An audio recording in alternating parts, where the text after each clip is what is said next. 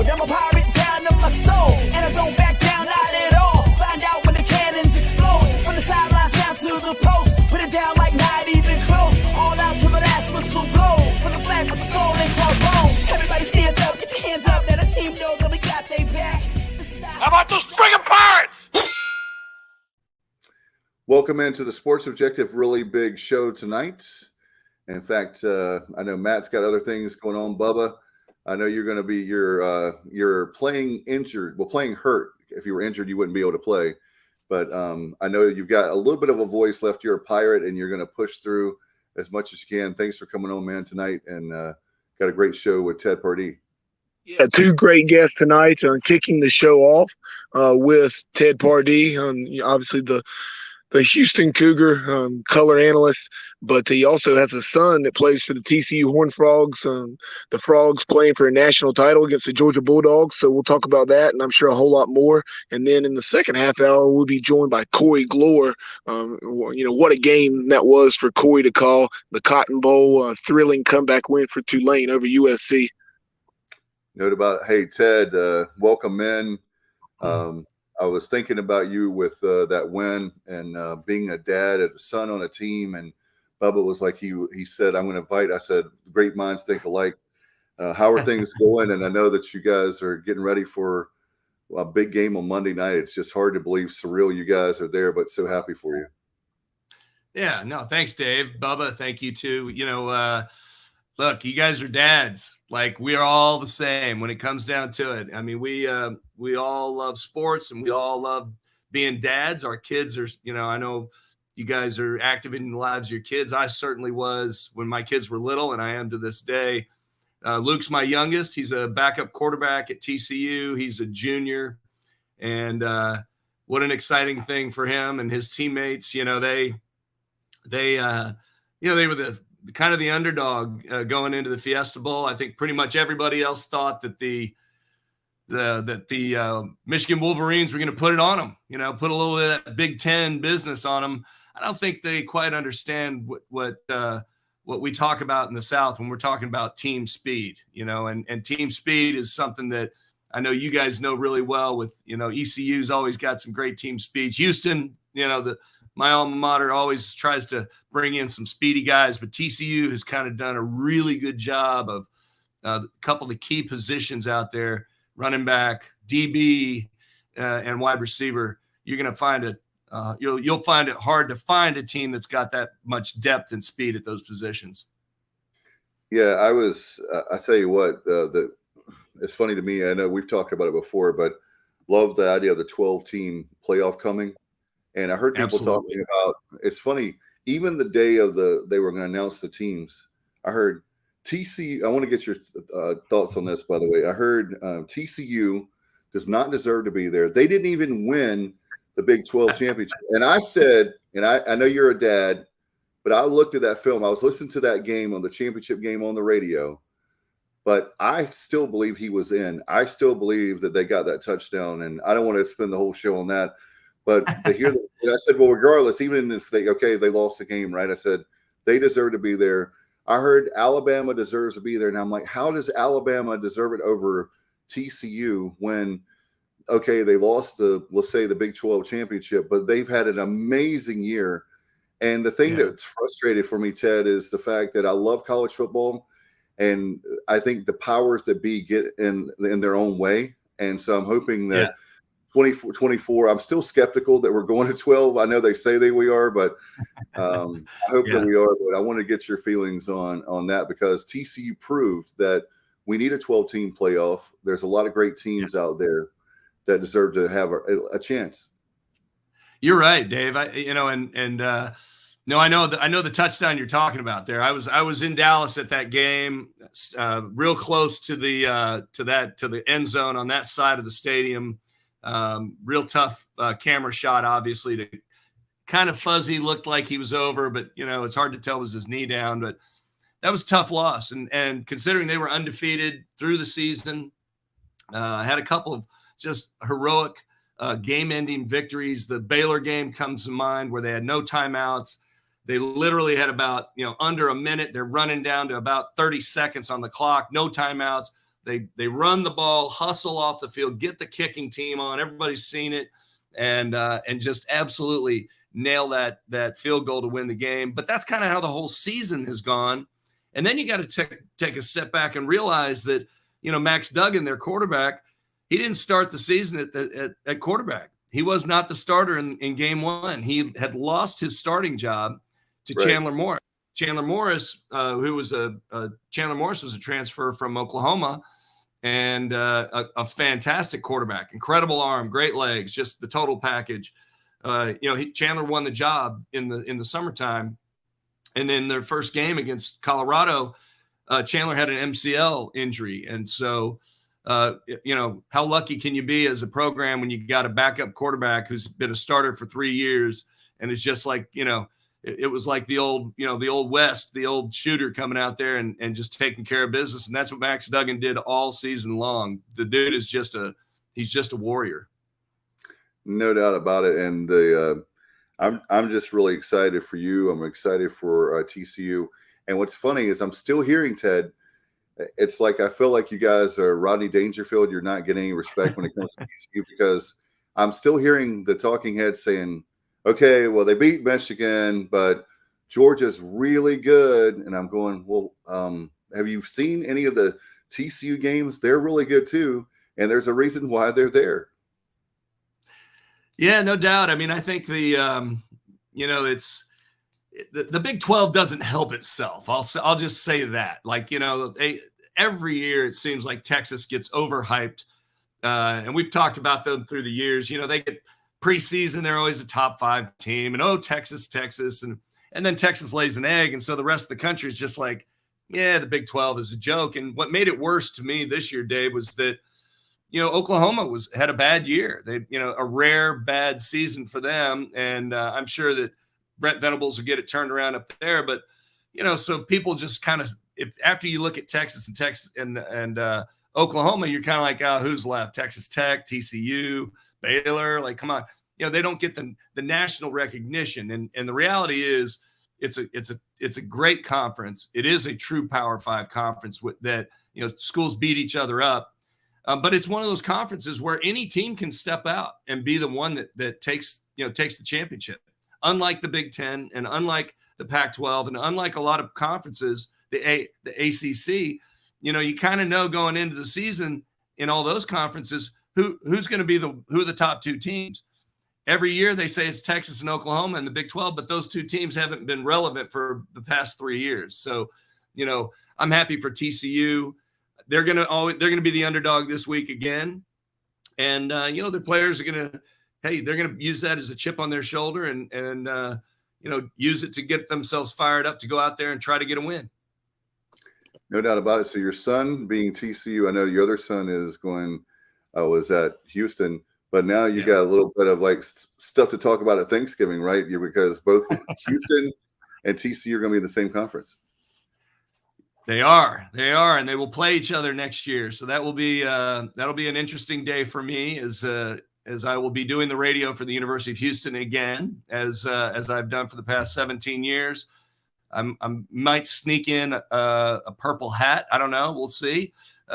Purple is now, and you guys will like this. Purple's now my second favorite color, so that's good. It's TCU's purple, so it's a little bit different than East Carolina, but no, it'll be a great moment for me. I was telling a friend that, when I was in college, I didn't get recruited by my dad's alma mater. My dad was an All-American at Texas A&M. My dad played for Bear Bryant and was one of the Junction Boys back in the 1950s. There's a movie that was made about those guys. And it was really kind of a bummer that, I was a good high school player, whatever, but I didn't get recruited by Texas A&M. I did get recruited by Houston, though. And I went to Houston, and the best part for me was when my dad and I walked out onto A&M's field and we're able to kind of look up at the empty stadium and look at the stands, knowing that, I had a chance to play a couple games there. The best part was when we beat them my senior year, beat Texas A&M, and we're able to kind of finally say, yeah, we did it. My son and I, Luke, kind of had the same thing next year when he can walk out onto the Houston field and look up as the stands. And he was a kid going there when running around on the field, pregame and all that. So it'll be a neat experience for us together. Hey, Ted, before we talk about what lies ahead just a few days from now against the Georgia Bulldogs, and take us back, I guess, about a year or so ago now, a little over a year, when this hire was made, Sonny Dykes coming from across town. Of course, you had that rivalry between SMU and TCU, the battle for the iron skillet.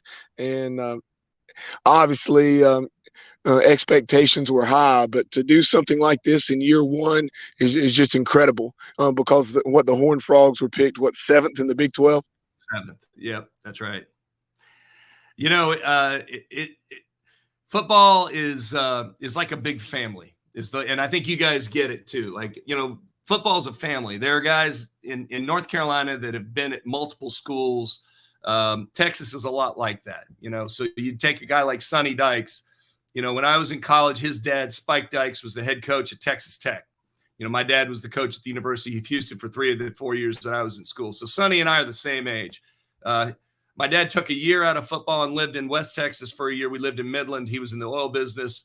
Sonny's dad was a high school coach in the town. I remember meeting his dad, when I was an 8th grader.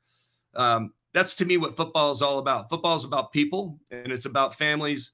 And Sonny's, I actually, my older son went to one of Sonny's camps when he was the head coach at Cal. And, he was keeping an eye on my son back in those days.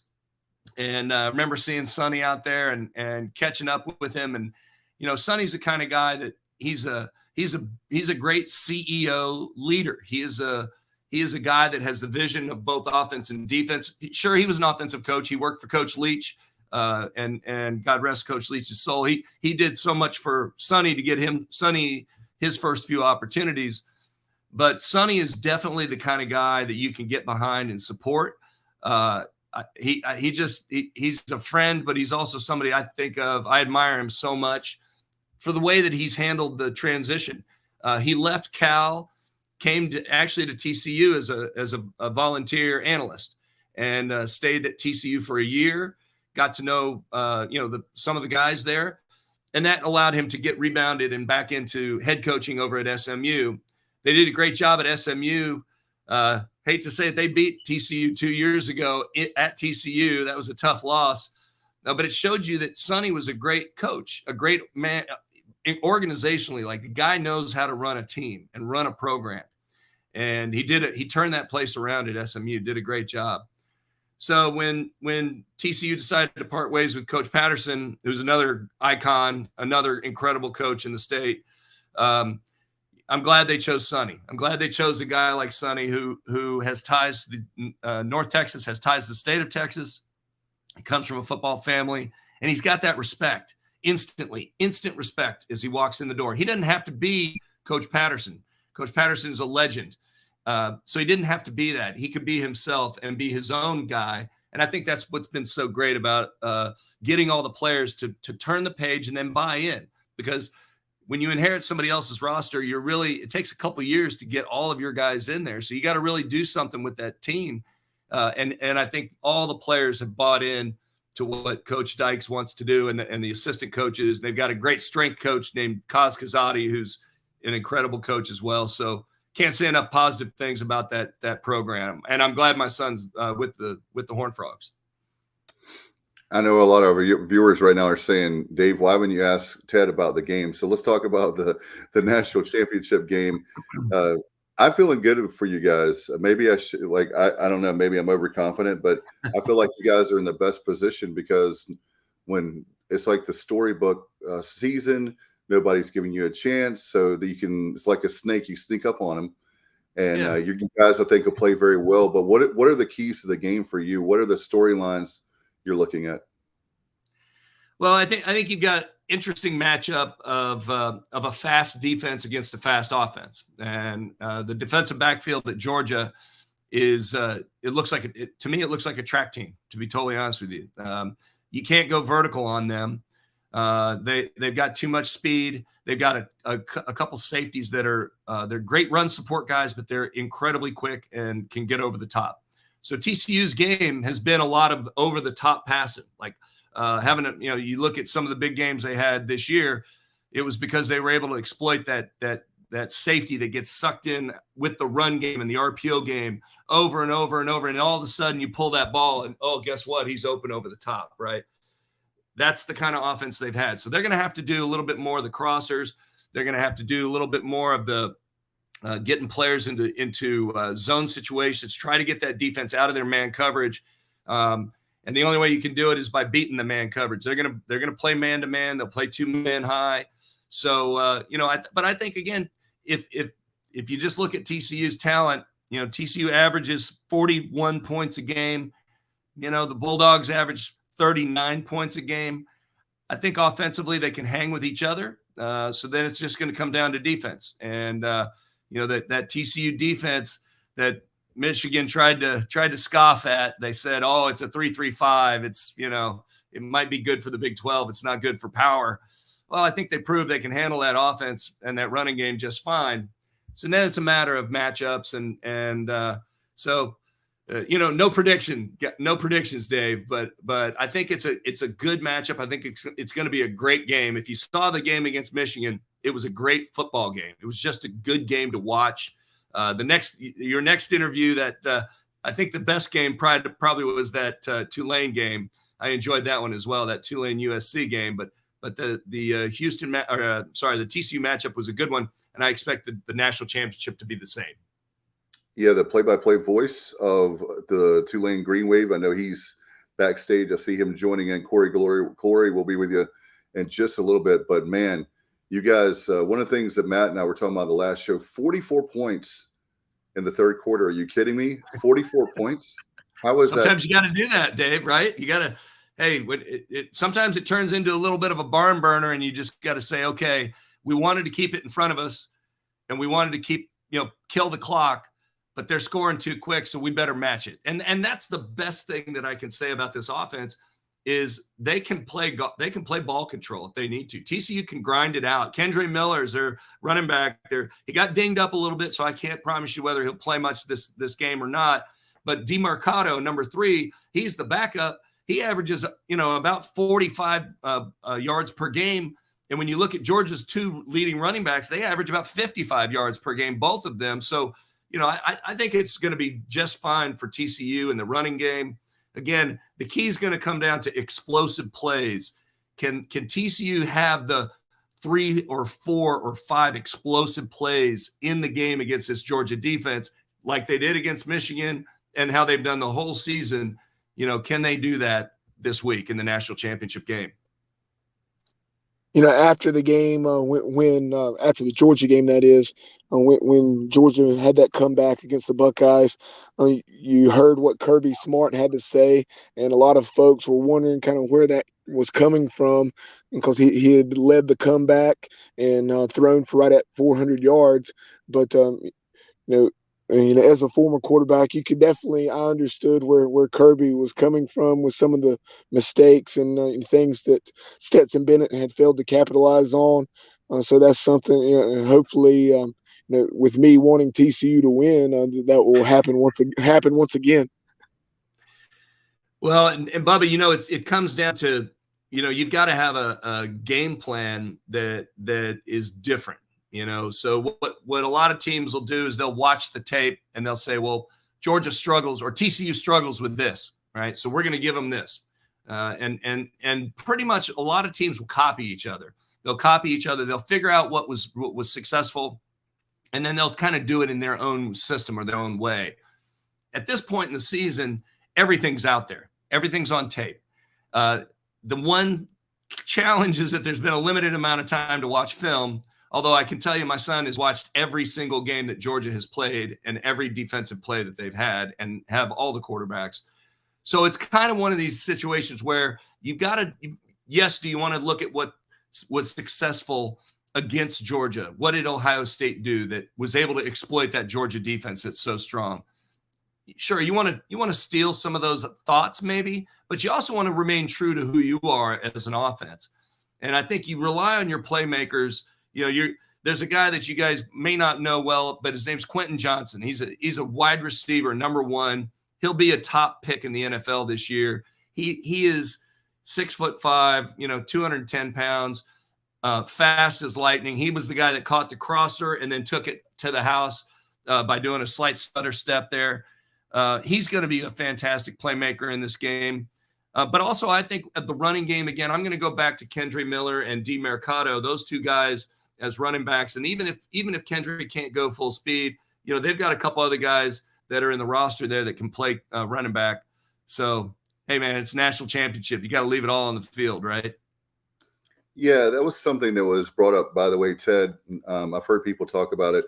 Should TCU try to do – and I was like, I don't think you should try to do something different. You need to stay what's brought you to the party. You need to stay with that. Maybe you have a few wrinkles, but I think that sometimes – and they mentioned that some of the radio shows I've heard – sometimes coaches overcoach, and they try to come up with this scheme and something that'll throw Georgia – you're not going to throw Georgia off. And just like I don't think TCU is going to be thrown off. I think it's going to come down to, I hate to say the cliche, but whoever makes the fewest mistakes, right? I mean, it's that razor thin margin. Yeah. I think it's a lot closer than what people think. And I think that's what that's why both of these teams are where they are today, right? That because they don't make silly mistakes, they're incredibly well disciplined. Both teams have just awesome discipline. They execute under pressure. So those third down conversions, those game-winning situations that you have to produce, both teams do that. And that's what it gets me so excited because this is a heavyweight fight. I mean, this is George Foreman, Muhammad Ali, man. And of course that shows how old I am, but I mean, it's, this is a big time fight, two great fighters. And this is what I love about college football too, is as a fan is that, you want to see the two teams that have beat the odds to get to where they are today. And I think Georgia was expected to do well, but it's hard to repeat. It's hard to be a back-to-back team. So nobody, you don't just give it to Georgia at the beginning of the season. They had to go earn it. And for TCU, being picked seventh in the Big 12 coming out of the year, last week, having everybody pick Michigan to win the game, that's perfect. That's exactly what you want. You want everybody against you so that you can prove them wrong. No doubt. And by the way, Bubba puts up the line here, Georgia minus 12.5 over under 62.5. And I'll say this, I knew that the number was a little bit high, but I think that's way too high. It's moved down a little bit, I think, but it still is pretty high. I don't know, man. I don't know. There's a furniture guy here in Houston, Mattress Mac, Jim McInville. He won the biggest bet in Vegas history on the Houston Astros earlier this year, and he does it to hedge his business. But he made a bet on he made a bet on the Horned Frogs. So we'll see how that goes. That's going to be really cool. Now, Ted, off the field, one of the things that has been in the headlines is how there will be no tailgating. So what are your thoughts on that? That's pretty odd. Pretty odd. No tailgating? I haven't heard about that. No tailgate. It makes me want to say, like, know your audience. Like, who is the customer? The customer's always right, man. Come on. Can you imagine going to UGA and not tailgating before a game if you're a dog? Hey, look, if you're a Horned Frog, if you've ever been to TCU, they shut the whole stadium, the whole city down in Fort Worth for TCU games. Those people love their tailgating. I don't know what they're going to do. I'm really surprised, to be honest with you. Don't know how they're going to do it. Yeah, you're playing the biggest game in your program's history, I guess, in the case of TCU, and then in Georgia's case, one of the top 3 or 4 games in your program's history. Exactly. Yeah, I don't understand. It's a national championship, man. Come on. Hey, Ted, I was telling you in the green room how we had Pirate fans opt out of going to Birmingham because the bowl was in Birmingham. They would have a legitimate reason if they couldn't tailgate, because you know how we love to tailgate in Greenville and how we travel. Absolutely. I can't imagine not having a tailgate before a game. Did they give a reason why? I haven't heard anything about that. I probably because it's an NFL stadium. That's the only thing I can think of. Who knows? It's crazy. Sounds like the World Cup soccer. Yeah, that's nuts right now with the men's team. Let's talk. Well, there's a few things. Johnny Robertson said it's difficult to imagine Stetson Bennett is the same age as Josh Kelly and Lamar Jackson. And then there was one more. Yeah. We have a question from Shell from the Queen City. He's from Charlotte, North Carolina. Shell's a friend of mine, and he wants to know, does Ted think TCU can go toe-to-toe with that Georgia D-line? That's a tough task for teams all season, and Kirby ripped them this week. Well, hey, great point. And I think that it just comes down to getting back to do what you do best as a team, right? TCU is ball control is a part of what they do. You don't have to just man block everything. You can do, pull and guard, pull and tackle, little counter plays, OT plays, different things to try to isolate those D linemen and make them think and make them make a choice. I don't know the game plan specifically, but I know that TCU has had the ability to do, to do some of that type of thing to other schools in the past. They got a pretty solid veteran offensive line. So we'll see. I mean, you gotta run the ball a little bit. That's for sure. And don't forget, there's one secret weapon that they have, and that's Max Duggan. He is not afraid to run the ball. If you watched any of his games of the past 3 years, he is a runner. He is absolutely a runner. Incredibly fast, but he's built like a linebacker. He's 6'2", 225. He is not soft by any means. He's one of the toughest guys that you'll see. So in a pinch, you get that extra blocker and you let the quarterback run, and you'll do quarterback counter. You'll do quarterback ISO, or just quarterback draw. Let Max figure it out. And he has a funny way of making things happen. It's a fun offense to watch, a fun player, and Max Duggan. Before we let you go, you've been generous with your time always. You're so good to us. But being a former football player, the situation on Monday Night Football with Damar Hamlin, I just want to get your thoughts. You're always good to us talking about big picture things. Yeah. That's one of the hot stories of the week, unfortunately. But I just want to get your take on that, being a former football player.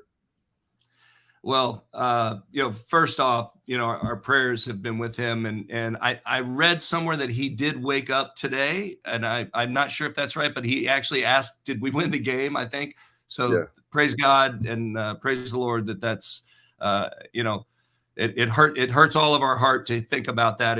I think we're all human and understand how scary that was. Football's been a tough sport forever. It's always been that way. I remember as a kid when Minnesota Vikings wide receiver Darryl Stingley broke his neck going over the middle, and was hit by Mel Blount. And football's a vicious sport. I don't know everything that went into the hit. I did see it happen. I was watching the game just like so many, and I don't know. I've seen far more vicious hits than that. I've seen a lot of crazy stuff.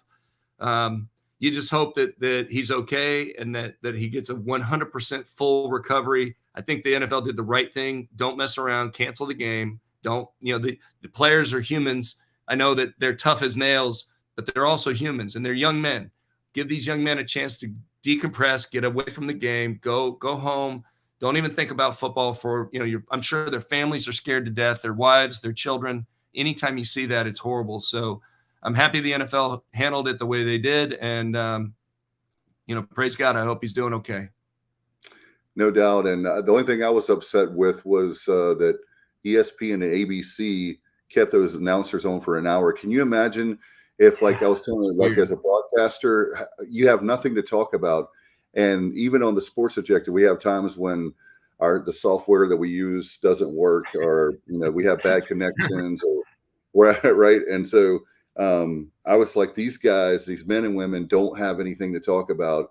If it's a few minutes, it feels like an eternity, and they did it for over an hour.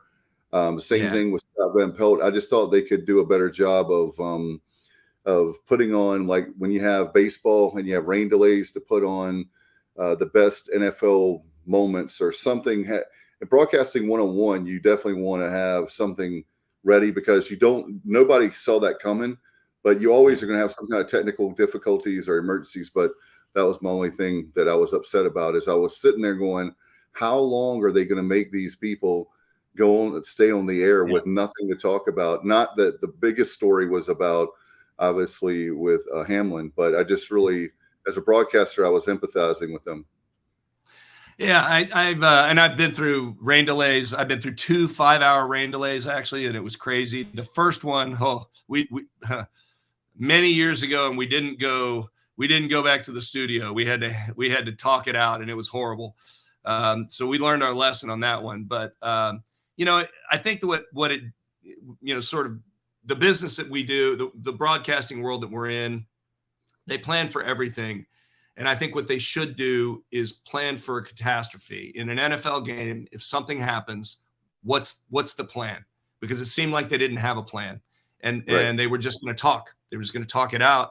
And I can tell you that just doesn't I changed the channel. I think a lot of people did. I don't need to see Adam Schefter, acting dramatic. Like it wasn't great. It wasn't great TV, and it wasn't really great for the fans. It was horrible for the players. So I think that hopefully what comes out of this is a little bit of a plan, a little bit more of a sort of like it's an emergency situation. Here's how we're going to execute it. Like, build a plan. The NFL should have a plan in place that if that ever happens again, here's what we do. We're going to, send the guys home, 15, 10 minutes, 5 minutes, whatever it is, and then end it. Just stop and move on, because dragging it out it wasn't good for anybody. No, it wasn't, Ted. We're pulling really hard for you and obviously your son and TCU. Thank you. And good luck to them. And will you come back on if they win? Oh, absolutely. Come on. Anytime. Anytime. Well, go Frogs. That's right. Happy New Year to you. Thanks for your generosity. Thanks for your patience tonight. And we'll talk to you again real soon. You bet. Thanks, Dave. Thanks, Bubba. You guys are great. Happy New Year. Appreciate it, Ted. All right, guys. Good night. Bye-bye. Appreciate Ted so much. And now another exciting game. Proud of this guy, play-by-play voice of the Tulane Green Wave. Corey, dude, what's up? How are you? Do you have a voice? A little bit of one. I'll say that. Sorry, I was as you were still finishing up with Ted. We're off to Philadelphia tomorrow for basketball, so I'm in build mode for the game Saturday. So, no, it's in better shape than I thought it would be. My throat hasn't been great today, I'll say that, but I've been powering through with a lot of liquids, a lot of Halls cough drops, and a lot of cold medication. Well, you know how much we think of you, and this was one of the games that I had circled outside of East Carolina and Coastal Carolina. This matchup, another one that I told people, maybe you think I'm an American homer, and maybe because we know Corey Gloor, but Tulane is a really good football team, and we love Lincoln Riley because he was at East Carolina, but they better be ready. And I think you guys showed the nation and the world how great Tulane is. And I thought, you have one heck of a coach with Willie Fritz. I loved his post game when he was talking about, we're playing for Tulane, but we're playing for the city and the fans. I was just really, he was firing me up. And I'm not a Tulane guy, but I was like, man, this guy, I really have always liked him as a coach, but just want to get your thoughts on the game and Coach Fritz, and just it's got to be euphoric at Tulane right now. It still doesn't quite feel real. And honestly, like, I've been on campus the last couple of days, and there's still a high around the athletic department. It's not just winning the game, it's how they won it. And it's the culmination of, yes, an incredible season, but what you alluded to with Coach Fritz's post-game comments, it felt like and feels like that the city has returned to this place and vice versa. And that's been a long time coming. And so this has been bigger than just winning a game like that for this school. This has been pretty transcendent, and to be a small part of it is still dreamlike. Like I'm still not entirely sure what happened Monday, how it happened Monday. I mean, it's been a complete blur, and I wouldn't trade it for anything. So how does this team, a year ago, you guys were 2-10, and we were feeling bad for you because we know what it's like, and so do you, when football seasons are 3-9 and for 3 straight years, but you guys have 2-10 and you completely flip it around. I mean, it's amazing to have arguably the best season since what, 98 with Sean King. I mean, yeah, that was an undefeated year, but the magnitude of this, I think, supersedes that one. Yeah, to win the Cotton Bowl. What are the fans? Have you heard any like on message boards? I mean, what are they like right now? Oh, it's delirium here. I think as the season kept unfolding and, there were early milestone moments, Kansas State, you just talked to Ted and winning there in overtime in week 5. And so there were early moments that fans jumped onto, but we still, I don't think, had an appreciation of what might be coming yet. I mean, we didn't know. And then you started piling up wins in the middle of the season. It went from winning at Houston to, all right, you won your second in a row. I believe that was ECU. And then you go 3 in a row and 4 in a row and 5 in a row all of a sudden. And then you're ranked. And it just kept snowballing. It kept, this was so unpredictable for anyone outside of that locker room that right now, the fact that I think a lot of fans would have taken the appearance in the Cotton Bowl as like loss. We lost. The program's heading the right way. The fact that it ended with a win and an all-timer of a comeback that's going to be in that game's lore forever, certainly the school's lore and maybe in college football lore. I mean, this place, I don't think they've had a buzz like this here since, honestly, about the 30s or the 40s. Like even that 98 team didn't have the same fervor as this one has. And so that it feels like a new day has dawned here.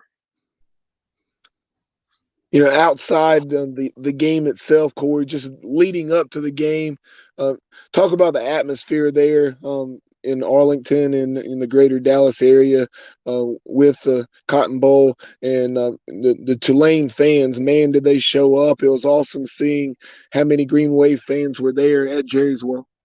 Well, it definitely sounds like I'm not the only one fighting something with a voice here. So no, not at all. I need, I guess, what I need: honey, some tea, and all kinds of stuff. Corey. Right here. Yeah, there you go. Hall's cough drops. There you go.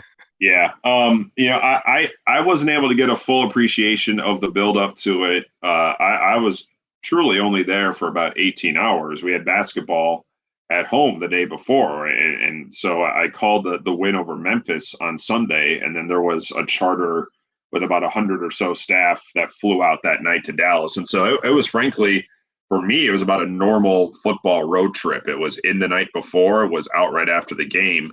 But the rest of my broadcast team was there for the full week. And what I heard about just the way the Cotton Bowl treated this team and this program and this school, like I had caught whispers of that from a couple of the broadcasting brethren in this league that have recently been there. Dan Hort at Cincinnati, they were there last year. Dave Woloshin in Memphis, like they were there a few years ago. And they said, it will blow your mind what they do for you there. And it did. I mean, just the reaction from people that have come back from Dallas since taking it outside the win, just what the Cotton Bowl did. I mean, when you're a group of 5 and you crash the New Year's 6, you don't know what the reception will be. This is our first go around with it. And from everything I heard, it's incomparable. And so the Cotton Bowl was just incredible experience even before the game. And then, I certainly was wondering what the fan turnout was going to be like. It's pretty well known that fans have not always shown up for Tulane events, and filling our stadium on campus has been a battle. Even this year it was at times. And so I didn't know what it was going to be like. And then we got there and, I started seeing the fans filling things up, and with where I was positioned in that stadium, it's not a great vantage point. But it also didn't allow me to get a full view of how many fans we had there until the trophy presentation and the USC fans had cleared out. And then I looked down and I saw how many people were still in that building. And that blew my mind. Like, I mean, they announced 55,000 for that game. I would wager Tulane had about 35 of it. Just to we heard them. They were definitely the louder of the two fan bases. And then to see just the sheer number of it, that was again. This is it's more than just a win in a big bowl game for this school. They've been waiting for something like this for decades, and the fans are back here, and that's just like you can't put your finger on just how important that is. Yeah, like you're saying, looking at it, the different vantage points I've seen on Twitter and so forth, it's really it looked to me as though Tulane took Ullman Stadium in terms of numbers to Arlington, and it obviously seems so to you as well with that 35,000 number.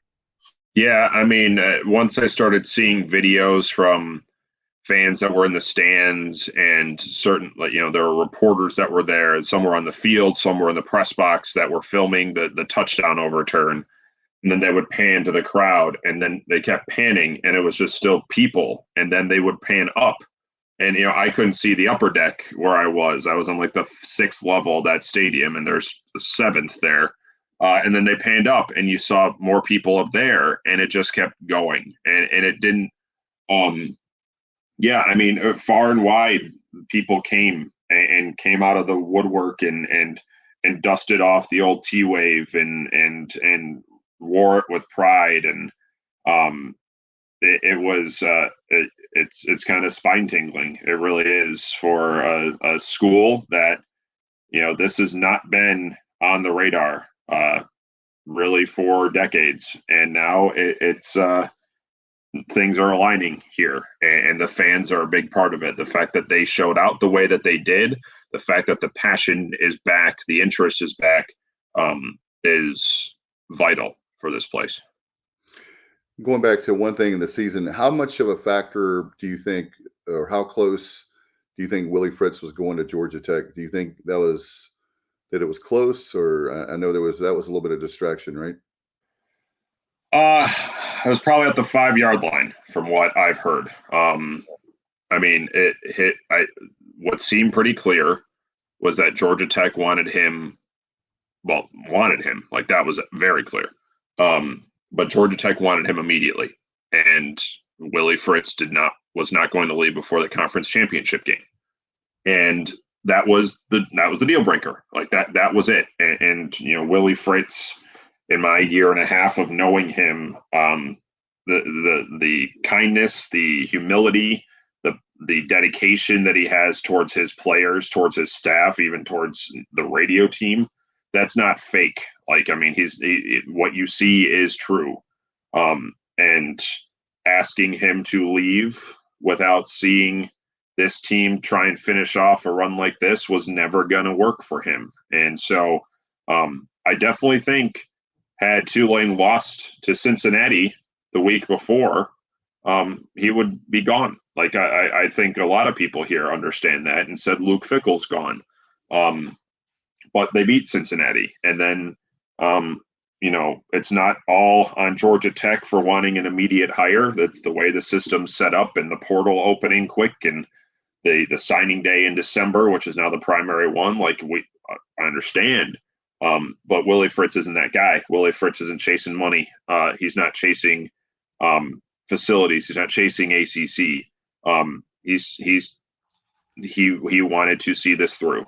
That didn't work for Georgia Tech, and so they moved on. And so there were some tenuous moments here, no question, in the lead up to that game. And I know Willie was very frustrated about everything that was getting out. That's part of the deal. It's part of the nature of the beast. And to say it all worked out in the end here at Tulane would be an understatement. No question about it. Especially the thing that bothered me about that, when hearing you say that, is the fact that here's a guy who has built a program up. Tulane, before, I know you were talking about how many bowl games in a row and all that. We've talked about that. that Willie Fritz, he's built this amazing program at Tulane, and Georgia Tech right now is not a better job, in my opinion. And people in the ACC and Georgia Tech will get mad at me for saying that. But in other words, he's got a program, he's got it going, he's got it rolling, a chance, and he wins a conference championship. He goes to Cotton Bowl, unbelievable game there versus it's a complete rebuild. And then on top of that, you've got really tough academic standards. I know Tulane's hard as well, but you got Georgia State right there. And you also in Atlanta, and you also have, oh, by the way, a team playing for the national championship about an hour down the road. So to me personally, I'm glad that he stayed at Tulane for many reasons, but one is for his personal sake that he's got it made at Tulane. I mean, it's I think I would say the allure of that job was completely understandable. The requirements in terms of academics at Tulane and Georgia Tech are pretty comparable.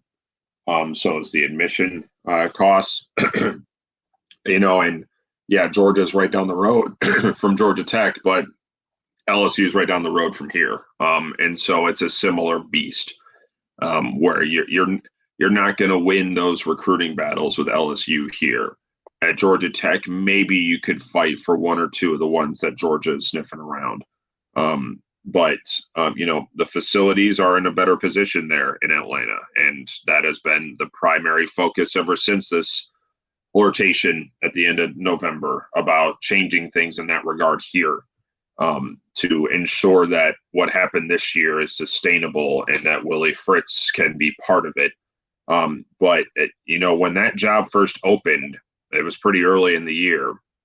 And that was, when that first happened, it gave me some pause. And that was before this year happened here at Tulane. And then as it kept unfolding, it kept always kind of lurking in the back of my head, like they still haven't hired anyone over there. And it fits what Willie Fritz is as a coach, how he's recruited, what he needs to do to recruit. And so the fact that they made a push for him was not a shock. The fact that he stayed, that doesn't happen in these circumstances. Just look at Cincinnati. And so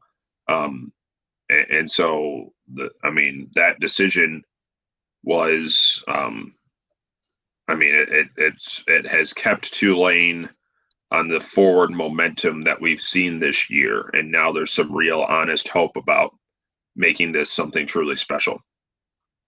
And Corey, speaking of beasts, Tajay Spears is certainly that. The American Athletic Conference's Offensive Player of the Year. You hear that cliche all the time about big time players make big time plays in big time games, and he definitely did that against USC. 17 carries, 205 yards, 4 touchdowns, and with Coach Fritz's prodding, he's made that decision to enter the NFL draft. Yeah, he told me that, and I grabbed him on the field post-game Monday to do an interview for our show, and he said that in the interview that he was declaring. And I said, buddy, we know, we no doubt, of course you're going to go. What we didn't know was that it took some convincing for him. He was poised. His first call was to come back, and Willie Fritz, gently, if not forcefully, nudged him the other direction. He said that there's nothing more you can do here. It's time. It's time for you to do this. You're talking about a kid who had 2 ACL tears already, one in high school, one in, 3 years ago, as a sophomore. He could have come back for, I think, 3 years. He has that many more years of eligibility. But what we saw, especially in the closing stretch of this season, you're not topping that. You're not going to better yourself personally. And where this team got was the ceiling of what they could do this year. You couldn't bring them any further either. Now's the time to go. And so, what stood out to me, obviously 205 yards and 4 touchdowns in the Cotton Bowl, that jumped him up around in my mind in the NFL draft. But the last 4 games of the year, were all theoretically must wins, however you feel about the Cotton Bowl, but certainly the 3 prior to that. SMU at home, at Cincinnati and then the conference championship. And he had 120 versus SMU, 180 against Cincinnati, buck 99 in the conference title game, and then 205 in the Cotton Bowl. You're that's nailing the dismount. Like that's nailing the dismount on your Tulane career and asserting yourself as quite possibly the best to ever do it in the Tulane backfield. Like there's nothing more he could have done. Yeah, and going back to last winter, about this time a year ago, and then throughout the spring and summer when we would have you on to talk hoops or then basketball, but touched on a little football. You told us about Tajay Spears, keep an eye on him, how he had that explosive playmaking ability of a guy like Keaton Mitchell, and we saw it from both of them this year. Yeah, I mean, his refusal to go down on first contact, I think now nationally got recognized Monday.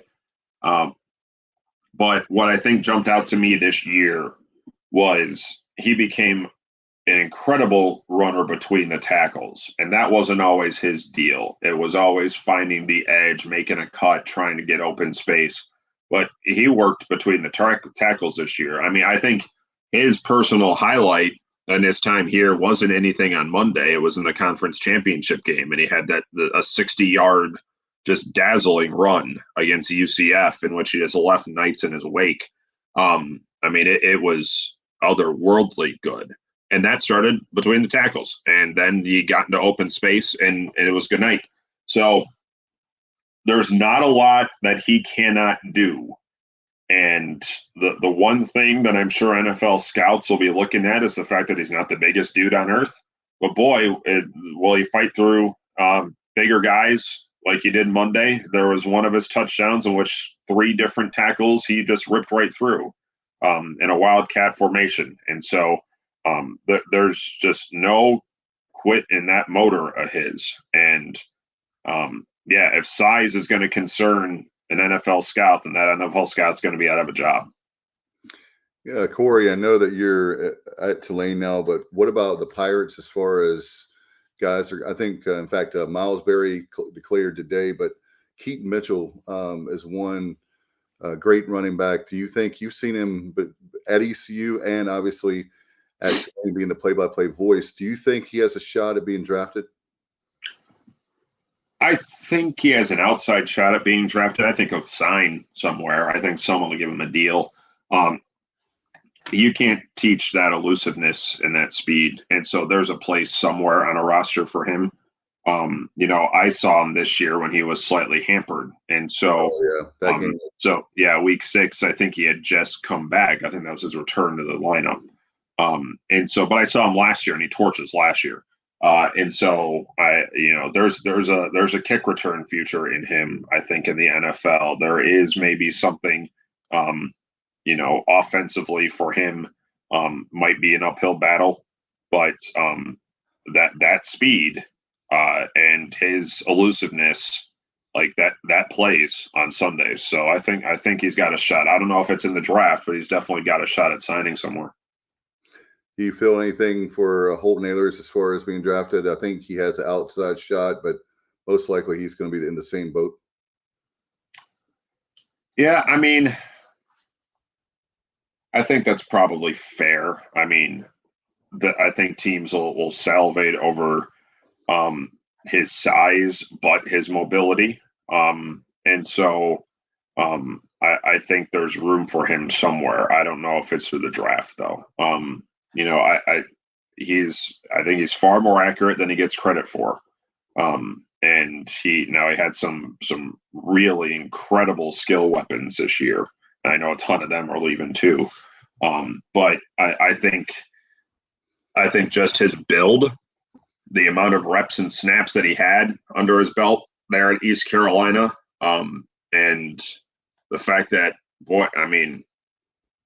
he can hurl it. And hurl it pretty accurately. And so I think there's something in there for an NFL team, whether it's in a 7-round draft, I don't know.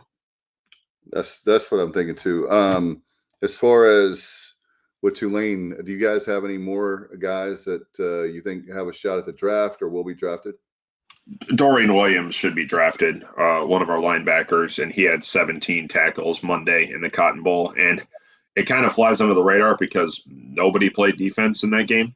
But I mean, he's your prototypical 6'3", 225 linebacker. He's a monster, and so he'll be drafted somewhere. Nick Anderson's going to declare his running mate there in the second level. I think teams will be a little bit wary of his size, but there's a position for him somewhere on an NFL roster, whether it's a linebacker, whether it's a fullback, something like that. And that's the hardest working man I've ever seen in my life. And then, I'll give a shot to Macon Clark, our nickelback, who, as of right now, I don't know if he's actually declared, but he's a senior. And so he should go. He's a ball hawk, and he hits like a linebacker, but he jumps routes like a corner. And so I think there's an outside shot he can get a pick somewhere, but it's definitely going to be Tajay Spears, definitely going to be Dorian Williams. As far as Pratt, is he going to be with Tulane? Do you think he goes to the portal? He already said he's returning. Yes. Okay. There were, he said that before they left for Dallas. There were some Power 5 schools interested, even though he had never jumped into the portal, and Willie Fritz has made that clear that did not sit well with him, and he has reached out to those coaches personally. He told me that today because he had never put his name in the portal, but suddenly coaches were calling him. So he is coming back next year. And so that means Tulane will be in a similar spot that ECU was, in that they'll have a 4-year starting quarterback next year leading the way. And, when you don't have Tajay Spears, to have that stabilization at your quarterback position. Now, he was already a team captain, but you kind of felt as Tajay went, so went this team this year. Now it is assuredly Michael Pratt's offense next year. And, I don't know if he would have returned if our center didn't decide to return either. Sincere Haynesworth, they are as tight as can be. They were the two offensive captains. And Sincere Haynesworth went through senior night stuff and then surprised everyone by saying he was coming back. And so I think that was part of there was kind of a mutual decision between the two, because those two are kind of the heartbeat of this offense. And so, yeah, you lose Tajay Spears. There are a couple guys from the wide receiver room that will go. Their top 2 tight ends are gone after this year. They are seniors, and one's a 5th-year guy. But you have your starting quarterback back, and this will be his 4th year as a starting quarterback. You have your center back. You have most of that offensive line back. And they're high on what's looming here. And so to have Michael Pratt return, I think was a sigh of relief to many here, in that, all right, like the reins are now fully going to be in his hands, and everyone's comfortable with that. By the way, Craig DeSette says you can't hear Corey's statistics without a flood of great baseball memories pouring in. I appreciate it. It's that those 6 years were something truly special, and without those 6 years, I'm not here. And Monday doesn't happen for me personally. Now I don't, doing something like calling a game like Monday is a perk of this job. Tulsa was here last night for basketball, and their longtime radio guy, Bruce Howard, he was just picking my brain and wanting to hear about everything, because Tulsa hasn't really been on a stage like that in a long time in football. And he told me how jealous he was of me. And I understand that. Like I'm not the right person to have called that game in Tulane history and the voices that have come before me here, but it's the opportunity that I had. And part of that is because of what I was able to do at East Carolina, and that job got me here. But what the joys I get out of this job are the moments you don't hear on the air, the moments that, when I'm around practice and talking to guys and getting to know them as people. And, it's as fun as it was to call that game. And I don't know if that's ever going to be topped. For me, it was after the game. And I usually go in the locker room to grab interviews while everyone was still milling around in the field. So I was down in the field grabbing interviews and just hugging some of these guys that I've gotten to know as people and not just as players. Now, I had to introduce myself to Alex Bauman, who caught the touchdown there at the end, because I really hadn't talked to him much throughout the year. But finding Tajay Spears and giving him a big hug, and one, our cornerback, Lance Robinson, he and I have gotten to know each other pretty well. And I usually hang out with the special teamers because they're usually weird and I'm weird. And so, finding our kicker who had the biggest extra point in Tulane history and giving him a giant hug, like it's stuff like that. That's why I love doing this job. And I had that at East Carolina. And the reason why maybe some of those calls still etch in minds of people there is because I knew the kids that were down on the field, and when they were succeeding, I was happy for them and I wanted them to succeed. And so that's why maybe there was some more passion in my calls than others. And that's the whole shebang for me. It's getting to know everyone here and everyone there in my time there. And I've heard from people in Greenville since Monday. And so, I'm honored that people still kind of hold what I did there in regard. And I thank them for still thinking of me that way. No doubt. In fact, stay going or whatever it was 88-yard TD was awesome. Yeah, Jaquan Jackson's another one of those guys who I've gotten to know. He was one of the very first ones to actually introduce himself to me when I got here last summer. And he and I grew pretty close last year through all the madness of 2021. And, almost every practice he'll come up to me and we'll chat for a little bit. And I've gotten to know him quite a bit. And so seeing him have an opportunity like that, make moves like that, hit a second gear like that, that was again me. That was me knowing him as Jaquan and not as number 4 who had the ball down the sideline. And so that was me urging him to see it through to the end, because I know him and he's just such a sweet, caring kid who has battled a ton of stuff on and off the field to have a moment like that in the biggest game of his life. Mark Calloway says, "Hey, Corey." Hi, Mark. Oh, wait, no, I'm supposed to say something else in this regard, right? I'm supposed to say hello. Hello. That's right. Hello. That's right. I'll tell you what, we're going to miss definitely the getting everybody to chime in on Twitter to say hello. Speaking of hello, we certainly missed that. And by the way, my understanding, I haven't had a chance to see the baseball team, speaking of ECU, but my understanding the pitching is really stout this year. So I don't know if you've heard that, but that's what I've heard. People telling me that the pitching is going to be really good. I'll be honest. Baseball in general is pretty far off my consciousness at the moment. With what's happened Monday, and now hell, we had a basketball game last night. I'm flying out to Philly tomorrow for another basketball game. So now I'm very much shifting focus here to the hardwood full time. Now I've stopped in the baseball office here. Today, in fact, I swung in and said hi because I will have to get things going for that here in not too long from now.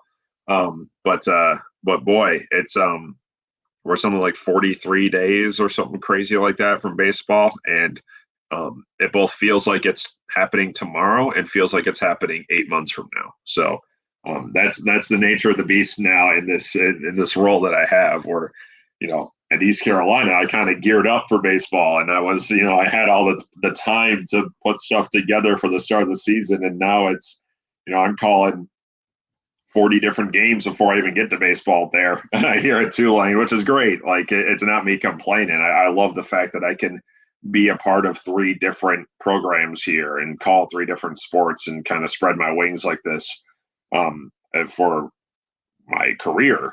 But yeah, baseball is I haven't, the preseason number one team in the conference. That is a no brainer, regardless of who's back and who's not.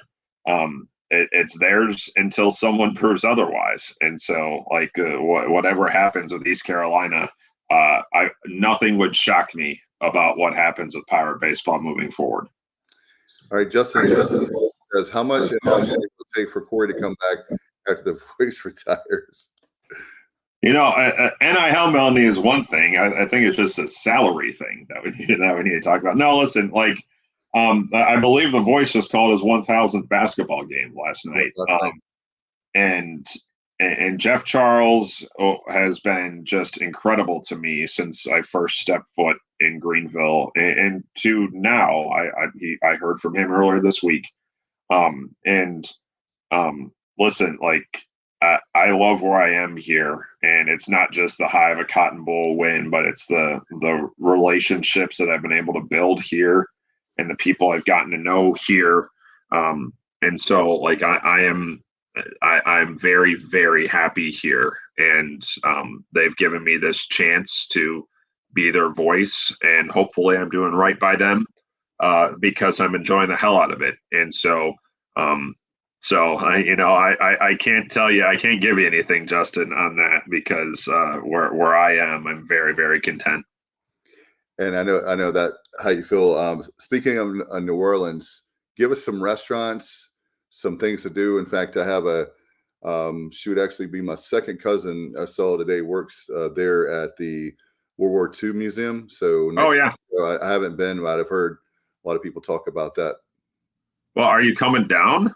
Are you visiting? No, I want to. Obviously, I love New Orleans. It's one of my favorite cities. I've been there twice, but restaurant-wise, culture-wise, can you give us a couple things and we'll get out of here? Well, tomorrow is Carnival. It's the start of Carnival, which means king cake is back on the menu starting tomorrow, and everyone will have that. And then crawfish are back now. And so everywhere you go will have crawfish boils. And so tomorrow is really the first day of parades here. And so now would be the time to come down. It's really going to get crazy in February. But I will always direct people to places like Parkway Bakery for a po' boy, or Frankie and Johnny's for kind of a dive bar that has gumbo and jambalaya and po' boys, and they'll have crawfish and oysters. And Drago's has the best char-grilled oysters I've ever had. But Neo's Creole Cafe is a favorite of mine, not too far from where I live. Blue Oak Barbecue. I know I'm telling North Carolinians about barbecue, but it's special at Blue Oak.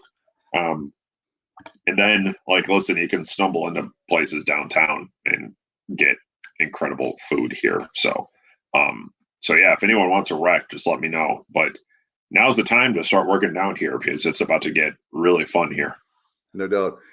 Two more things and we'll get out of here. Justin says, still love and miss you on the baseball broadcast. And Craig Doucette, Craig's a new friend of ours also. For the very reasons you love your job, we love having you. Your passion and connection to the program shines through. Well, thank you, Craig. I mean, it's like I said before, when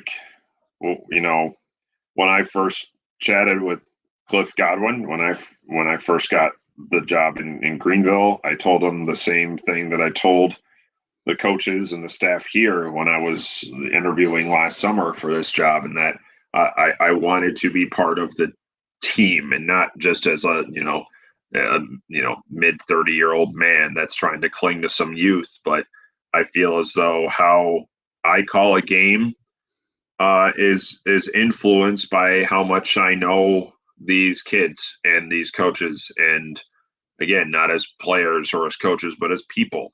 And so when Michael Pratt throws the biggest touchdown of his life Monday, and I know Michael, that's how the emotion comes out. It's not because they're just wearing olive and blue. It's because I know them. And that was my goal at East Carolina too. And, I got to know so many of those guys over my 6 seasons there. And those are the relationships that you keep moving forward with. I still talk to a handful of those guys. and now I'm hopefully trying to do that here. And it's that's the way I approach this business, how I do this. Everyone has their own ways of doing it. For me, it's if I know them personally, then my call will hopefully exhibit that and how happy I am, or how sad I am, or how disappointed I am at times about when things aren't going right. Hopefully, I'm still calling an accurate game, and it makes sense when I call it. When a game's going to end on a lateral, you just hope to God you don't blow it. But hopefully the emotion's there to capture some of those moments as well. That's my goal every time I put a headset on. And whether I did right by the moment Monday for the Cotton Bowl, that's not for me to judge. I'm proud of the work that we did, just like I'm proud of the work that I was able to do with Coach O in 6 years in Greenville, because it means the world to me to make sure that these broadcasts are special for the people who take such time and care to listen to them. Corey, thank you so much for your time. We both Bubba and I, we were so happy for you. Obviously, I know it's just not about you, the fans and Coach Fritz that we like so much. But as a friend, we were so happy, being that I'm a broadcasting nerd. I can't imagine. My nerves were, I think, even more for maybe for you, because I was like, I want this game so bad for him because he's in such a big moment. And then I was thinking, well, I know he's the announcer and there's the football game going on, but those of us that do broadcasting, we know how big a deal that was, and from that perspective, not to mention what was happening on the field. So congratulations. I'm glad that you got that moment. I'm really proud of what you're doing down there. We miss you a lot, like we were saying, but really proud of what you're doing down there. And I see we'll have you back. We play you guys at New Orleans February 11th. So if there's any Pirate fans that want to travel down there, look out for Corey Gloor. He'll take care of you. I'm sure the touring guide of New Orleans, right? Yeah. Oh man, February 11th. That is heart of parade season too. So come on, that's the week before. It's like a week and a half before Fat Tuesday, and so it's gonna be bonkers here. So that's the time to come down. And if you are coming down, please let me know. All right. Well, we'll let you get back to working for your big game. I guess you have the Temple game. Is that this weekend? Yeah, Temple this Saturday up in Philadelphia. You guys just saw them. They're an odd team, but they keep winning here all of a sudden. So and we had 3 battles with them last year, and every single one of them was incredible. So I'm looking forward to it. Just like Bubba, got to get this voice back to 100%, because it doesn't stop in this industry. No, it doesn't. No doubt about it. And Bubba, yeah, you want to chime in? I was just going to agree with what Coy is saying. No doubt. I don't know how they do it, especially showing excitement like he did in that game against USC. And obviously, it's very difficult in my field as well, Corey. When you're an elementary PE teacher and don't have a voice, that's a problem. Today I had to break out the microphone. I guess I need to do that more often. Oh, yeah. Like, just put movies on. Like, it's fine. Like, just let them watch Glass Onion or something. It's fantastic. Oh man! And if you get a chance to see Puss in Boots, for those of you that saw that on Sunday, was very make your kindergartners I think make your kids watch White Lotus. That those parents will love you for that. I'll have to check that. I don't know what that is, so I'll have to. You're more of a. I think that I'm a movie nerd, and then I talk to Corey Gloor. So, best of luck to you, my friend. We'll be talking to you soon. Happy New Year! Oh yeah.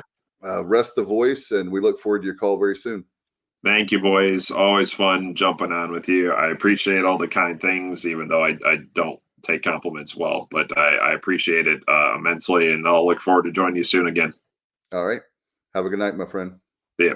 See you later. All right. Bye-bye. Great to have Corey on with us, and certainly we're about to get out of here as well. And look at that. Look at Craig break out the old TV cart. Whenever you need the last. Yeah, that was a great feeling, wasn't it, Craig? When you got the class, and whether it was with the substitute or with your normal teacher, and you saw the teacher, the sub, rolling that TV card in, Yes, it's going to be a great day. We don't have to read from a textbook. We can watch a movie. Yeah, speaking of which, when growing up, obviously my pre-Pirate days, one of the highlights was the ACC tournament, and they rolled that TV card in Friday of the tournament. There's only 8 teams back then, and the great part of the ACC. But anyway, that was a happy moment. You were talking about TV card. I was one of those kids that saw the Challenger blow up live on television. I was in science class when that happened, unfortunately. So I have great memories of a TV card, and also have a bad memory of thinking it's going to be a cool moment when you're a kid and you love NASA and space, and I still do, and to have that happen. So yeah, I'll break out the TV card. I can live with that both ways, but certainly something good's going to happen, like a movie, or it's going to be a diversion from just a teacher standing up talking in front of a classroom. So no doubt about it. And we're going to get it here. Hopefully we'll have more talk about, certainly next week, or more with some of the guys going, maybe Keaton, or certain people we can talk about him, maybe some of the coaches, but certainly with NFL coming up, and we'll have plenty of time to talk about that next week and beyond. I want to thank Bubba for setting up tonight's show. As always, my friend, rest your voice too, dude. I didn't realize it was, I know your voice was, that you said you lost your voice. I didn't know it was that bad, but I know the feeling for sure. Want to thank all our great sponsors, L&K Custom Homes. Want to thank Porky's Backyard Barbecue, as we're still thinking about Terry Holiday, one of the owners. He and his brother Mark own it. He passed away on the 28th. The morning, a few hours after we won the bowl game, he passed away. So appreciate their support of the program, and thinking about the Holiday family and everybody at Porky's. And obviously pgxgloves.com. Mark Menikazi, want to thank him for all his support of the program for like 3 or 4 years now. I think 3 years. So appreciate him very much as well for his time with ECU baseball. And don't forget, put in the promo code ECU, you get 25% all products. In fact, I got to order some more stuff for my kids. So Bubba, thank you for putting that up on the screen for those watching live or archived. And don't forget one more thing. Don't forget to join and subscribe to our YouTube channel. We have got over 250, Bubba is the stats man, over 250 new subscribers just last year alone. Bubba works really hard on the YouTube channel. He and I talked about 5 years ago about having a real successful YouTube channel. It's something I wanted, and he took the ball and ran with it. Bubba, amongst many things here on the show, Bubba, I want to give you a shout out for that. And we had a lot of great stats. I want to thank Pirate Nation and beyond for all the support they give in the show as well. Yeah, 250 new subscribers, and well over 700 now. And right around in 2022, nearly 7,000 watch hours.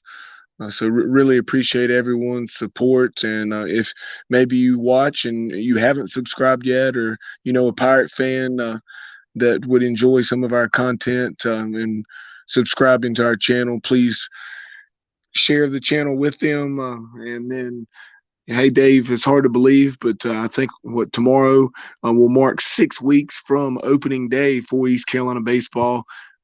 February 17th, when the George Washington Colonials roll into town. I believe they still use that nickname. I know some teams have dropped that nickname, so they may actually be going by something else now because of the age in which we live. But George Washington will roll into Clark LeClaire Stadium February 17th, 18th, and 19th, 4 o'clock, 2 o'clock, and 1 o'clock. And then, of course, who do the Pirates play in that first midweek game? None other than the Campbell Camels in Bowie's Creek. Yeah, you know how much Justin Hare is a great coach, but he's been very good to us when we have our look around the state of North Carolina. I think there's 17 programs since Central dropped baseball. I think it was 18, but now it's 17. But anyway, he's always been very good to us. It's going to be a great season. Get your tickets, by the way. I don't know if they have any more. Do you know if they have any? I need to reach out to Coleman. I forgot last week, but do they have any more East tickets in the jungle? I don't know. We'll have to ask him. Yeah, season tickets, as far as I know, they were still jungle tickets available, but probably not a whole lot of them. And then obviously they have to hold tickets for single game sales So last year, I want to say it was 2,200 somewhere in there at least that we sold. And we'll surely be right around that again. The baseball banquet sold out in no time. So the only way you're going to be able to attend that is if you know someone that cannot attend that's already purchased tickets. That's such a hot ticket. It's sold out in 7 or 8 hours. Yeah. By the way, I'm already seeing. I told you that I'm a geek when it comes to the different secondary markets, but the future GW Hippos. Leave it to JR, Craig, Justin. We get Mark Holloway. We got a lot of people that tune in just about every show. We appreciate it. They're on more than us. But anyway, I tell you what, I saw today, they already have tickets up there. If you want to go to that North Carolina game, the secondary market they were not too expensive considering that big rivalry, but I saw even that, Bubba, that you can get tickets for those games. In fact, it was for the Greenville games. I can't remember if it was Friday or Saturday because they're doing the 2 games in Greenville, and then the Sunday game will be at Boshemer Stadium there at UNC. So, but if you get a chance, there you go, GW Hippos. All right, I love it. I love it. Obviously, a very, very random nickname, but it definitely very unique as well, with a lot of minor league baseball like marketing opportunities. No doubt. And my daughter will definitely please put that off the screen if my daughter is watching, because she'll make me buy a GW Hippos stuffed animal. I'm just kidding. She's a girl, and a little 8-year-old girl that loves stuffed animals. That's the one thing of her toys I don't get rid of, and I need to. All right, Bubba, we're going to get out of here. Thanks so much for everybody. Thanks to Ted, Pardee, Corey, Gloor. Thanks to all of you listening and watching. Bubba, thank you so much for behind the scenes. I want to give a shout out to our very own Kyle from the LaGrange Barber. I know he's a little bit under the weather, but we hope he feels better. And I think Matt had a really tough day at the office, and he's been working hard with his job. He's awesome too. We miss him, but glad to have Bubba aboard. We'll get out of here. And before we let you go, we want to remind everybody to get your tickets once again, ECUPirates.com. One more thing, football tickets, no surprise, go on sale February 1st. I want to mention that before we get out of here. All right, good night, everybody. And as always, go Pirates.